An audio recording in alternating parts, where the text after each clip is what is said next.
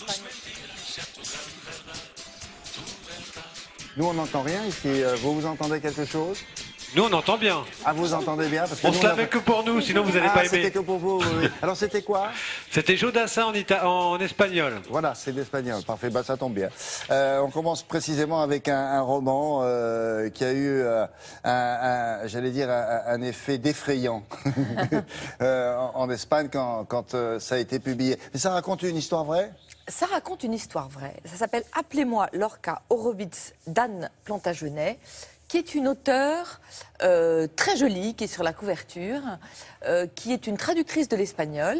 Vous avez vu la beauté de cette femme? Oui, je voyais que je savais que vous alliez être saisie. Elle vous fait penser à qui? Ben, je sais pas, à elle? Non. À qui? Un auteur aussi, une auteure. Bon, on cherche, allez. Au même âge. Alors Elle a écrit déjà plusieurs romans. Oui. Nation Pigalle, qui était très beau. 3 jours à Oran, qui a eu un grand succès. Et là, un jour, elle tombe sur un fait divers dans un journal qui l'intrigue.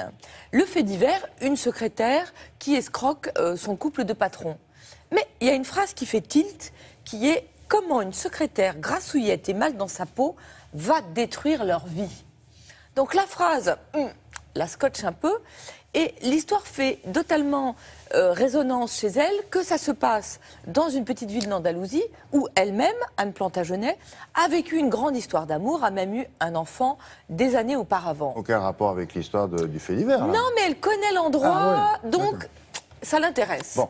Donc la voilà qui part sur les traces de Lorca Horowitz. On est au début des années 2000. Lorca Horowitz, c'est une fille qui n'a pas tellement de chance. Elle n'a pas eu les bonnes cartes. Elle n'est pas du tout riche. Elle n'est pas très jolie. Elle est mal dans sa peau.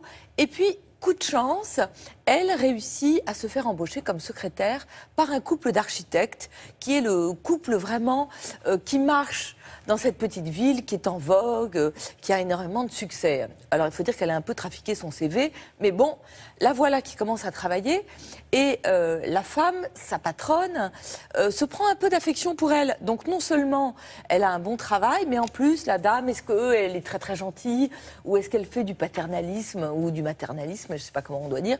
Elle essaye de lui montrer comment mieux s'arranger, comment s'habiller, vous voyez. Bon. Et Lorca, qui est peut-être pas très jolie et pas très riche, mais en tous les cas, elle a oublié d'être bête. Elle commence d'abord par détourner un petit peu d'argent. Et avec cet argent, elle s'arrange, effectivement. Elle perd du poids, elle change de coiffure, elle change de vêtements. Et qu'est-ce qu'elle fait? Elle adopte la coiffure, les tailleurs de sa patronne. Oui. Et un jour, sa patronne, elle arrive dans sa salle de sport et elle voit son employé avec exactement les mêmes vêtements qu'elle. Un peu plus tard, elle part en vacances à Saint-Tropez et elle tombe sur son employé exactement comme elle. Donc elle commence à paniquer. Donc elle dit à son mari, mais... Est-ce que tu Et as personne remarqué? ne la croit. Oui, oui. On lui dit, mais non, regarde, bah, réjouis-toi, elle est devenue beaucoup plus jolie, beaucoup plus... Bon. Et puis, l'histoire commence à prendre beaucoup de proportions. Et ce qui est intéressant, c'est que Anne Plantagenet, elle raconte que... Alors, elle détourne plein d'argent, alors énormément d'argent. Mais plus que le détournement d'argent, ce qui est fascinant dans cette histoire, c'est vraiment le vol de personnalité. Elle devient sa patronne. Oui, mais alors le mari, il doit s'apercevoir puisque c'est sa secrétaire. Oui, il s'en aperçoit, il est un peu troublé peut-être, le mari. Il y a pas, ça s'est arrêté là. Je ne vous dis pas plus, parce qu'il faut quand même laisser un peu de suspense à cette histoire folle. Et Anne Plantagenet, elle essaye de comprendre pourquoi. Quelle était la motivation Bien sûr. de Lorca? Est-ce que c'était l'argent? Non. Est-ce que c'était une espèce de ressentiment social? Peut-être, mais encore autre chose. Vous vous rappelez sûrement, parce que vous êtes un cinéphile, Oui, du film James All Stewart, About Eve, Ah oui, il y avait aussi ça. de Vertigo. Vertigo. Eh bien sûr. voilà, on est vraiment dans cet univers-là, très trouble d'identité, de personnalité. C'est chez Stock. Et c'est vraiment un livre, je trouve, très intéressant. Alors, Plantagenet, quel joli nom. Famille peut-être, des Plantagenet qui ont fait l'histoire de France et l'histoire de la Grande-Bretagne aussi. Alors moi j'avais pensé à Marguerite Duras. Ah oui, Marguerite Duras, la Non jeune Marguerite Duras. La jeune Marguerite. Ouais, on ouais. a cherché une photo. Regardez, il y a, vous la voyez sur la. Oui. Oui. Il y a C'est vrai. il y a quelque chose comme C'est ça. vrai, hein. c'est vrai. Voilà. Bon, on a tout fini. Non, eh ben, non, mais c'est pas grave, je Si. reviens vendredi. On n'a plus le temps. Il faut qu'on s'en aille. Non, on reste. Ah, la résistance. Bon, non, on parlera de... Vendredi, je vous parle des mutants parce que c'est les ados et c'est très intéressant. Non, mais ça, c'était intéressant. Hein. Ouais, ah oui, ouais. alors évidemment, ça ferait un film formidable. Hein, avis aux réalisateurs, aux producteurs, aux acteurs.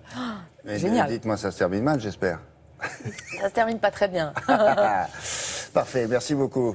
Dans quelques instants, avec Sophie Davant, les vertus soupçonnées d'une graine dont on parle beaucoup dans les magazines féminins, mais pas seulement, le quinoa. Évidemment, c'est un peu à la mode, ou c'est même très à la mode. Est-ce que ça a de bonnes raisons d'être à la mode? Vous verrez ça avec Sophie et ses chroniqueurs. Nous, on se dit au revoir. Merci de nous avoir reçus. Passez